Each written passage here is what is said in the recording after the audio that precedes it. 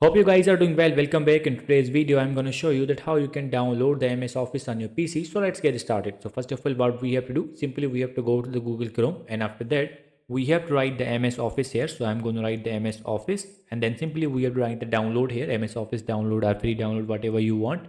And as you can see, after writing that, you will get the first link by the official. So now simply, as you can see, download Microsoft Office 365 for Windows and Mac.